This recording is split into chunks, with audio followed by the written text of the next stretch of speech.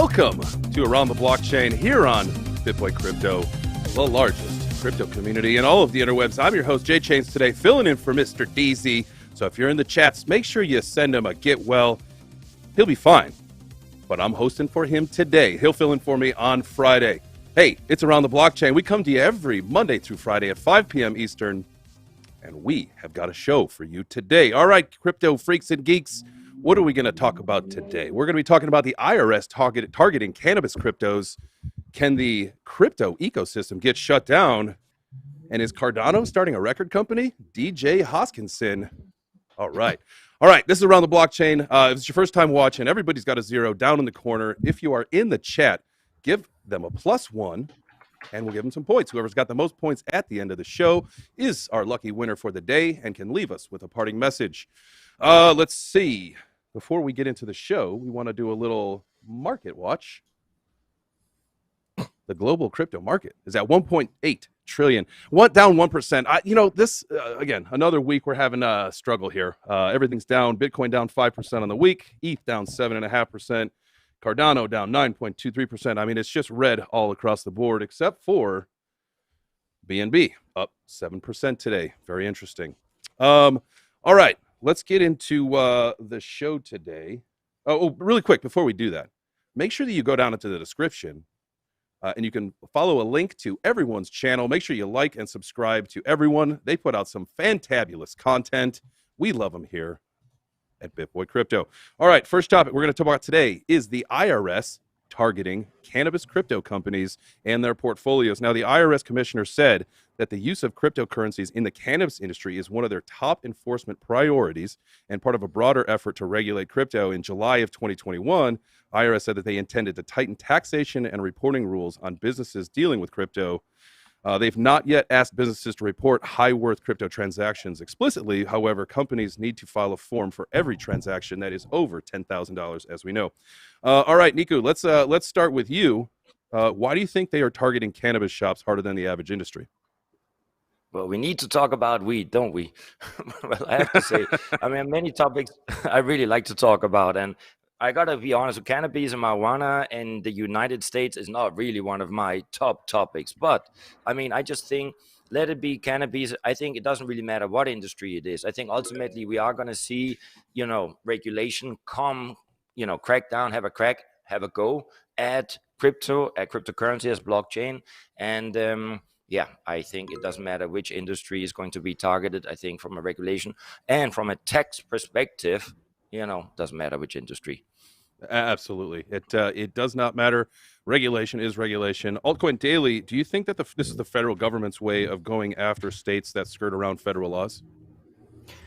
Hey guys, great to be here. Let's throw a like down below, smash the likes, and let me know what cryptos you're looking at in the chat. I'm sorry, what was the question again? Do you think the IRS cracking down on cannabis crypto companies is a way for them to target states that are skirting around federal laws? I mean, here's the thing. With cannabis, the cannabis industry has been exploding these last couple of years, just like the crypto industry. And just like the crypto industry, the cannabis industry is screaming for regulations. Tell us what's allowed and we'll do that. Because in the USA, it's still federally not legal, but in certain states they're making it legal, and it's trending more and more towards it eventually will become federally legal. But they have to only have they can't. I'm pretty sure it's still like this. It used to be. They can't. Cannabis companies in the US can't charge credit. They have to do it all cash. And even if you pay by a card, it's like you're going to the ATM. They'll charge you an ATM fee. So it's a heavy cash business because they're not sure. A lot of people won't do banking with them. And there's all these they don't know how the government wants to do it federally. So it seems to me like the cannabis industry and the crypto industry are kind of in the same boat, and it makes sense for the cannabis industry to be using cryptocurrency in whatever capacity. But this is just another case of the federal government taxing first and asking questions later. Absolutely. That actually taxing brings me to my next question. Wendy, I'm going to come to you on this. Now, I'm sure anybody watching this show does not want to be audited. Do you have any recommendations for tax software or tax companies that might be able to help traders or anybody that's dealing with crypto, especially high volumes? Yes, you need to pay your taxes. I think that taxes are a complete and utter scam. Also, this $3.5 trillion bill that they're introducing that they're saying is going to cost $0 is actually going to be costing taxpayers. So they're full of it. But you do need to pay your crypto taxes because you don't want to get dinged or pinged or any of that type of stuff. So I do use Zen Ledger, and my guy does. That's what he wants me to use. Also, too, I do have to chime in about the cannabis industry and crypto because I know a couple guys. I feel so bad for the entrepreneurs that are really trying to thrive in the industry and provide quality cannabis for people and care, because the United States government has been making it so hard for them, and unfortunately is a heavily run cash industry. And if they would just let people run their businesses and the federal government would stop stepping in, they would make so much revenue off of taxes. It drives me absolutely crazy to see the government jump in and throw down all this red tape when we can all be working together and everybody could be making money. I definitely agree with you there. 100%, Wendy. All right, Ben, what percentage of people do you think are actually jotting down every transaction, single taxable events, especially trading crypto? I mean, think about NFTs, pancake swaps, all that kind of stuff. I mean, there's some people might do, microtransactions all day long. So, like, what do you think about that? 7.1%. That's the exact number of people. The only person doing it is Decker, our analytics guy here at BitBoy Crypto. A lot of people have pegged him as an analytics guy, but he is, he's a very, very smart guy. Definitely teams up. So the thing is that when it comes to people jotting this down, look, I don't jot down all my transactions. We have, tax software that's plugged up to APIs on exchanges, including MetaMask and, everything we have logged, but it's not like I'm actually paying attention to it. And this is my advice that I always tell to people is don't make all your crypto decisions based on, the tax implications. I don't get into that. I think that is a chained up way to do crypto. I don't think it's smart. Look, if you make money, pay your taxes. If you make money, the taxes are the reward. At the meetup this weekend, I said that it may sound a little BDSM. That's what I said. It may sound a little BDSM, okay? But the fact is, paying taxes is a reward.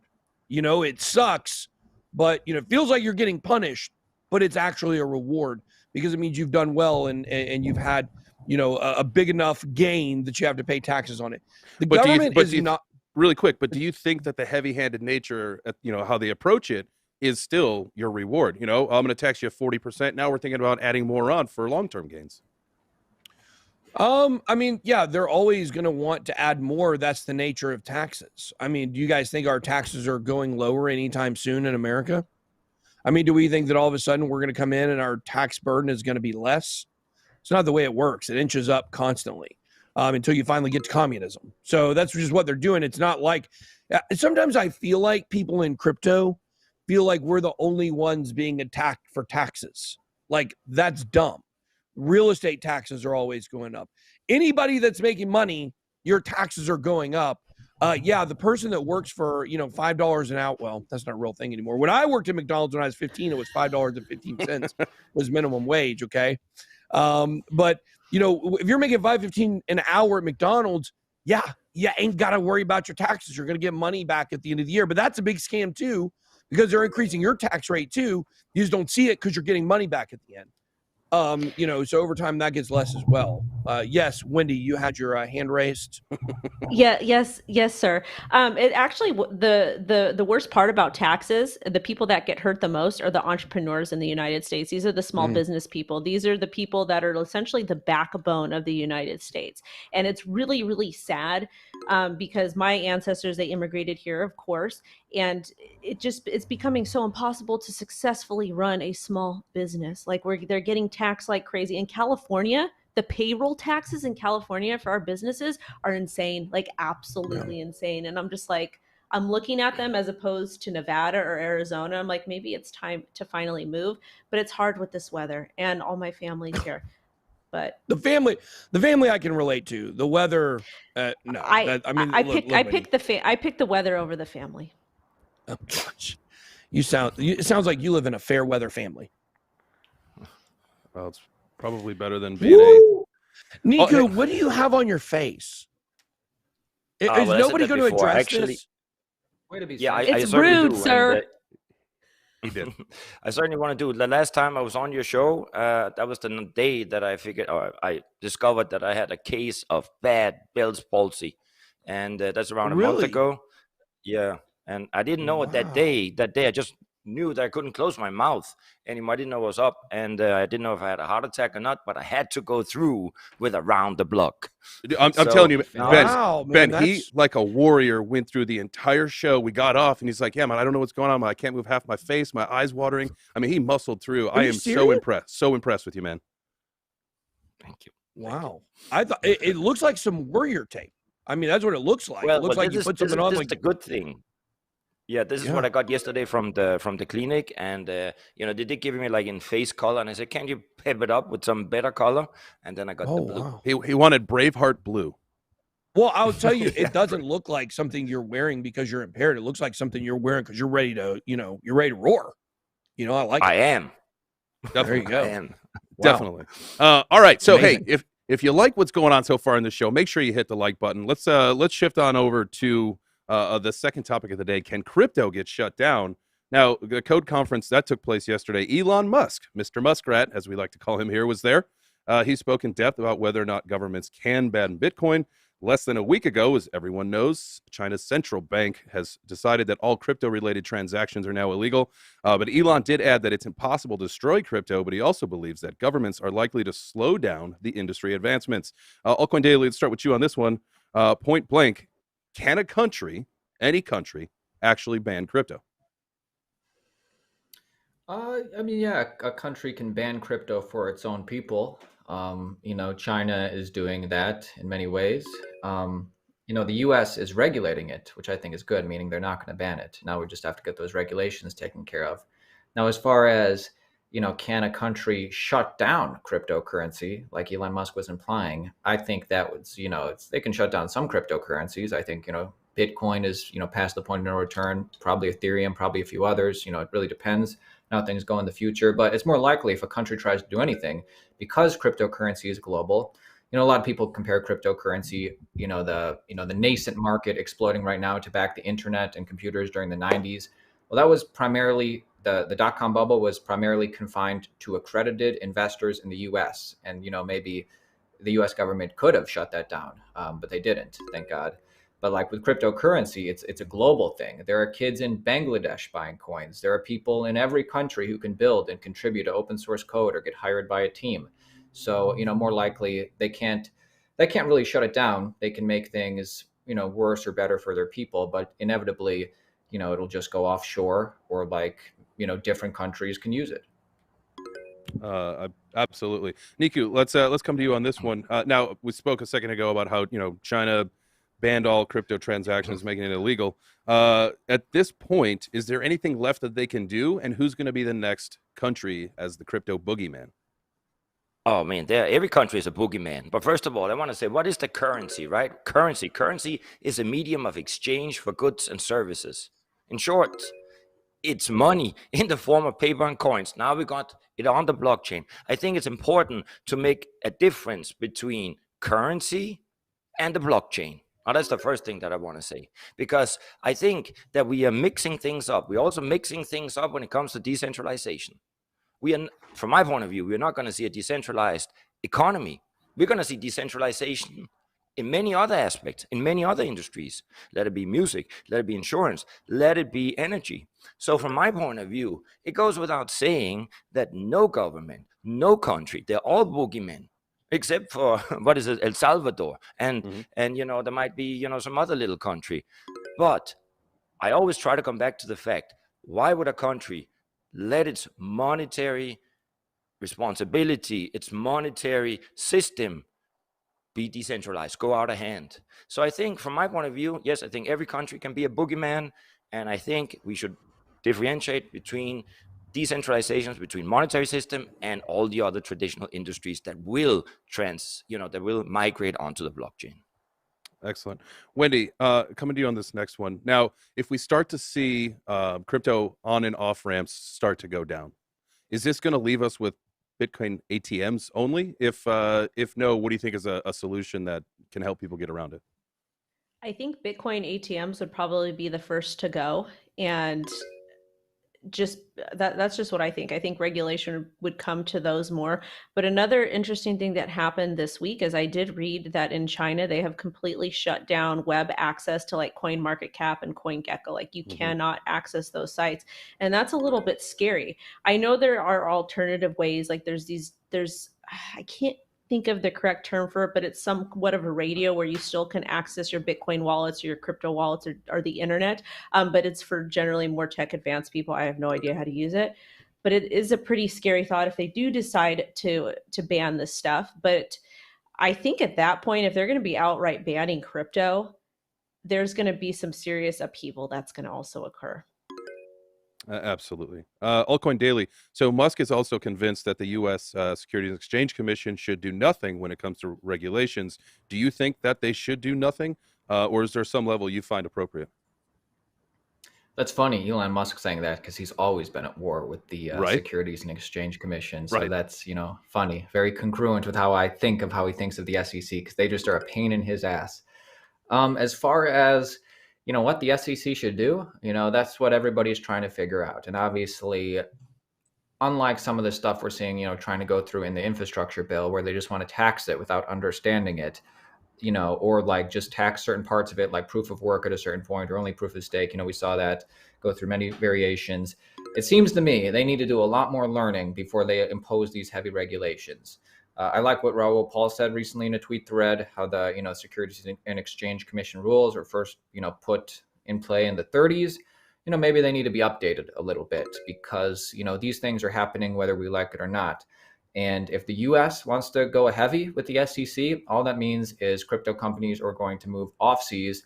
You're not going to get as many Americans generating wealth in cryptocurrency if it's hard for them to access it. And, perhaps even we'll see Bitcoin or different cryptocurrencies, their fiat denomination, perhaps it'll be in, the Chinese yen rather than the US dollar if the US is going to kick these companies out. So, I think obviously we need some sort of regulation, but they need to think, and like learn and study it before just blind reacting and regulating.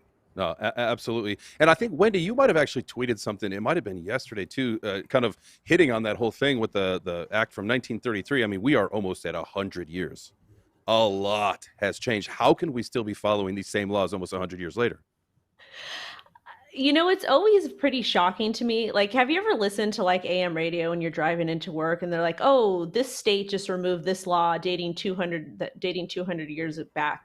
And it's just kind of crazy that we keep all of these very bizarre laws that are just not really applicable. Like when the Securities Act of 1933 came into play, that was before computers. It was before a lot of this electronic stuff. So how could you even practice the Howey test on something that is that is so different than what you were practicing the Howey test on like almost 100 years ago? It makes no logical sense for me.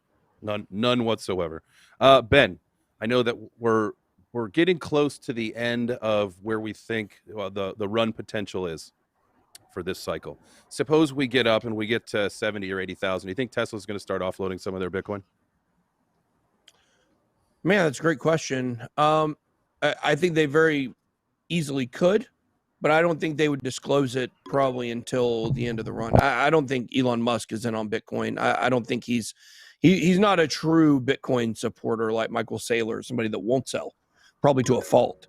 And plus, you got to keep into consideration that it's not just Elon Musk here. I mean, it's the shareholders and the board members of Tesla that play in that decision as well, I believe. So, I definitely do think that, they probably will sell towards the top a good bit. Now, but I want to get back to what you and Wendy were just talking about with the laws, right? Like, so I think it's a very important distinction here, because one of the things that has made America great, in my opinion, is that we haven't really changed the Constitution. We have some amendments, right? We have some different things. Now, certainly there are some things that have been, whether it's equal rights protection or, whether it's women's suffrage. Like, I actually believe that women should vote. I'm good with that. Not everybody agrees with that, but I do believe it. Wendy, don't roll your eyes. I believe in it. I'm very I'm very excited about women voting for sure. I'm all for that. I'm a champion of women's rights myself, as I tell my wife all the time. What, Wendy? What do you want to say? All I'm going to say is I have a podcast with Hotep Jesus. It's 11 Marriage Podcast on his channel, and we're going to bring this up, Ben. We are going to be bringing this topic up. It's going to be tonight at 7 o'clock PT. Well, I'm excited about it. Just know I'm on board. Okay. I've always been a supporter. But look, there are certain things that, due to, advancing in society, whatever, that we've changed. But in general, I think the strength of America, kind of like the strength of Bitcoin in a lot of ways, is that we haven't changed a lot. There's a difference between changing things for technological reasons and changing things for philosophical reasons. And I think that that's the reason, because to just say a blanket statement like, it's crazy we have laws from 200 years ago. No, that's not true. Like, it's good that we have laws that have been in place for that long. It's good that we have a lot of the same philosophies that America was built on. But the technology side of laws, that's where things get really dicey, because like when he said, we didn't even have anything digital 100 years ago or 98 years or 89 years ago, whatever it is. I can't do the math right now. About 90 years ago, right? Mm-hmm. We did not have the things that we have today. And so because of that, that's why we need a different commission, a different board, a different somebody to legislate crypto, because it doesn't apply. The securities law of 1933 does not apply to today when it comes to digital assets. There's just, absolutely. I think we all agree with that. There's just no way that would even be feasible. All right, I want to spend about the last 10 minutes of the show talking about our next topic. Before we do that, first off, Ron, thank you for the super chat. Make sure that you guys go down into the video. If you're in the live chat, exit out of there real quick if you're on your mobile device and like this video. It lets the world know that you like what everyone's up here is saying. All right, this next topic is a big one.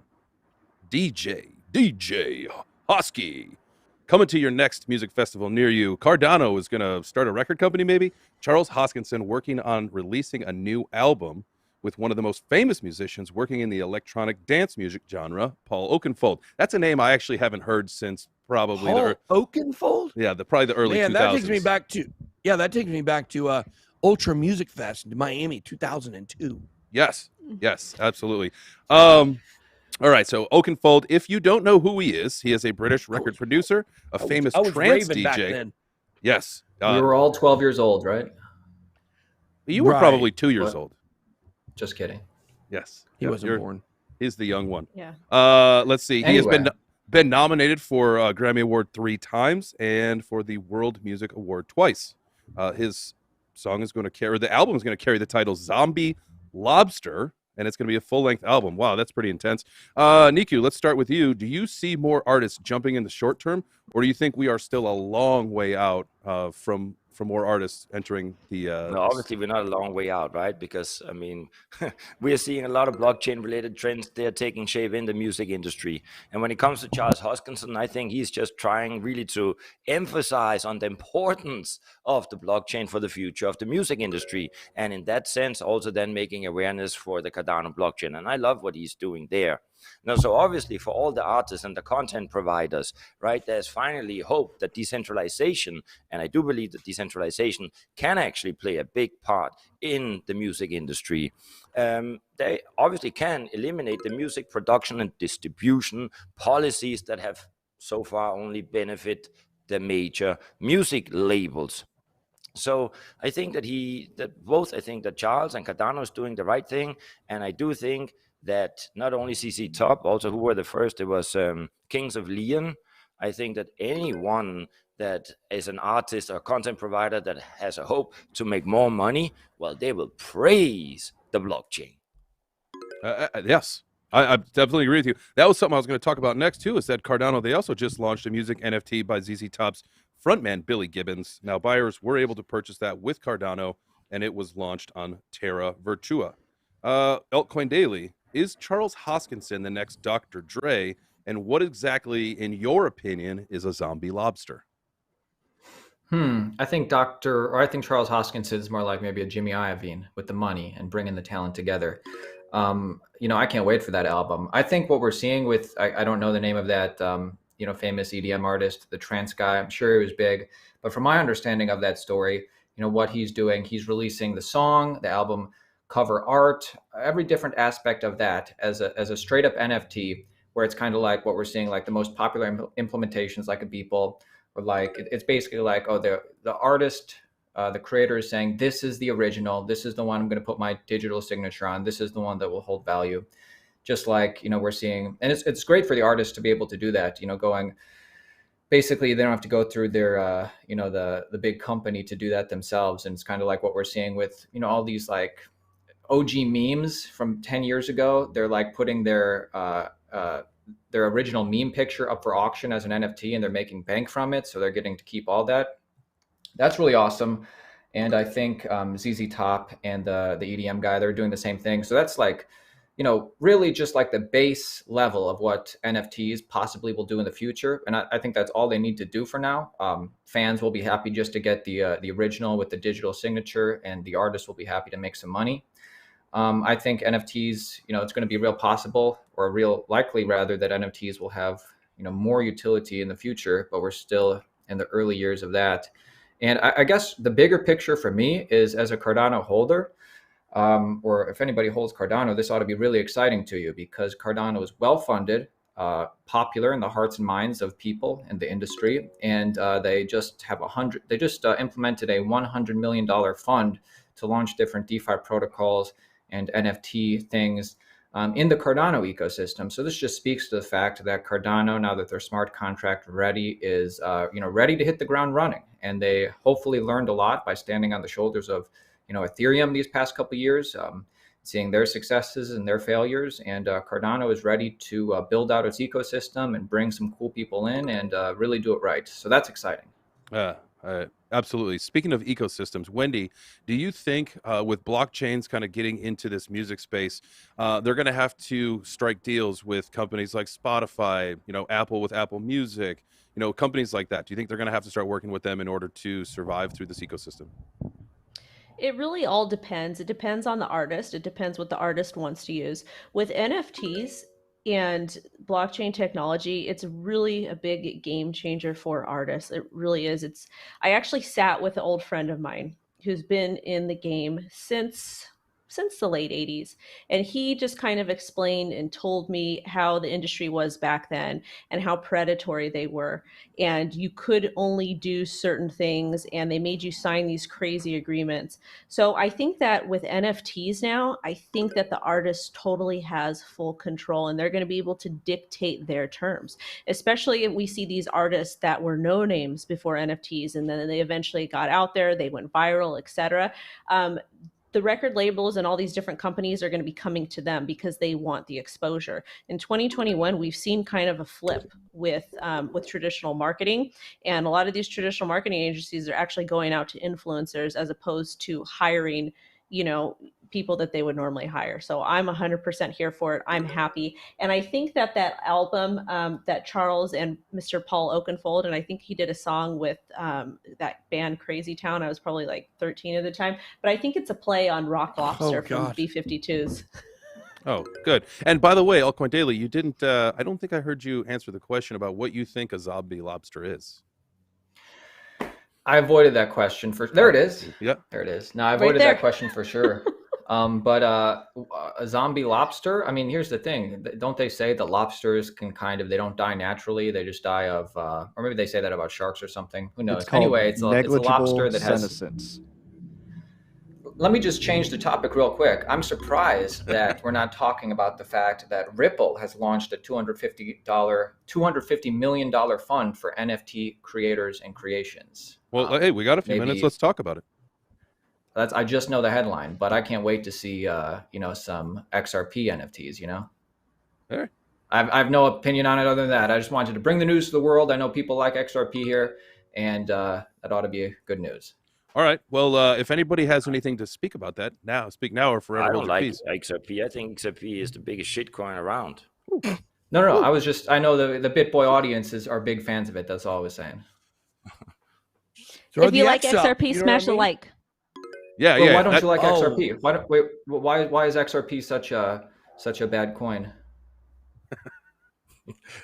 What? Niku? I'd love to hear your Sorry. thoughts on what's the problem with XRP. Oh, XRP, I think, has lots of fundamental problems. First of all, I think, I mean, SEC, first of all, they're not going to make an investigation, and they're not going to come with allegations without any boundary. And if you go through the 70 pages, you will see there are lots of them. And Brett, who goes around, he spends more time going around bribing, I don't know, X amount of brokerages around the world, or let it be influencers, or let it be whatever, who wants to have, just make an impact. He is so busy being busy bribing people that he forgets what he's even there to do. I mean, hire some people, for God's sake. What I'm going to say about XRP, hey, it's over. I mean, we got so many other good projects. You go back to 2016 to 17, well, maybe. But now, Brett, take off, go home. That Norwegian other CEO, whatever he is, you did well. I don't even understand why they keep competing. Well, I don't either. But I do know that there is probably more in the future than you Ben, think. that all sounded right to me. Don't you think, Ben? That all sounded right to me. I'll let the chat address you guys. But can we, Okay. BJ, can you just give, I guess it's me now. Niku, I'm going to give you 5 points for the new nickname. I like Brad Garlic Bread. That very creative. I definitely chuckled here to myself. Let's see. Let's get into another question. I would just say this. I'm not going to rehash all the things I believe about XRP and I've said about XRP. I mean, the XRP army watching the channel know my viewpoints on a lot of the points that he made. But what I would say is this. If the allegation is that Brad Garlinghouse is going around bribing everybody, but then you also think that the SEC is going to win, then you're not paying attention. Those two things don't really go hand in hand together. I would say that, yeah. I agree with you, but it's also, even to have all these allegations, actually, you can verify them. Why didn't Brad or XRP or Ripple, why didn't they get, I mean, with all that money, they could have hired the best developers. They could have hired the best salespeople. They could have been so far ahead as where they are now. Wendy, what you got? Well, I think they've been paralyzed by this SEC case, but they're still continuing to hire and make moves around the world. I guess Wendy, the XRP princess, would like to speak. Okay, listen, I have got my own problems with XRP. There's some things I don't like about it, but at the end of the day, XRP has been probably one of the only crypto companies that have actually stood up to the SEC. We're the Bitcoin maximalists. Where's any other crypto company? Every other crypto company just wanted to settle. The XRP put their dukes up and said, let's go. I support that. I support people who fight for what they believe in. I'm not saying XRP is perfect. I just support that behavior, and I will essentially kind of back that because I'm all for bringing down the bad actors in the space. And in my opinion, the SEC is one of the biggest legalized cartels out there, and I just I'm beyond over them. I think there's a lot of people that are over in a one-on-one. Let's get a debate going one of these days. We all can agree that the three-letter institutions have kind of overstepped in a lot of different ways. So I agree with you, Wendy. The SEC, I think their policies, and they're a little outdated. But anyway, last question, Ben. I'm going to come to you on this, and if anybody wants to give their answer, you are more than welcome to do so when Ben is done. But all right, so is it too much to assume, if we're seeing these music NFTs and a lot of blockchain music projects coming out, is it safe to assume that people are not going to open up a separate app to listen to music on the blockchain? You mean like Spotify or something like that, kind of? Yeah, but it would be, it'd be like, blockchain music. Bitify. Something. What was that? Midify? Bitify. Is that a competitor? LimeWire.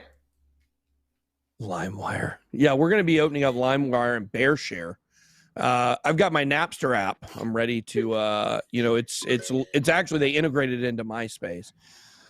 Look, I think that the answer to your question is no, we will not be opening up separate apps to listen to music, because that is not necessarily just about blockchain. It's more about that's the direction that we're going to see apps go, in my opinion, which is over time. They're like look, how many times have you done this?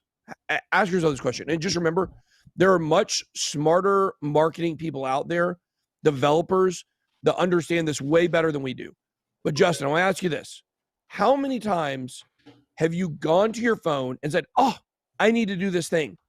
You look down at your phone and you see a notification. You say, okay, well, hold on. Let me click this first and look at this text message, and then forgotten what you were doing after that. How often does that happen? Yeah. 100% of the time.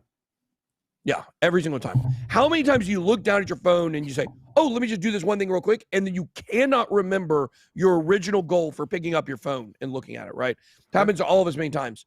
Well, apps understand this. Companies understand this.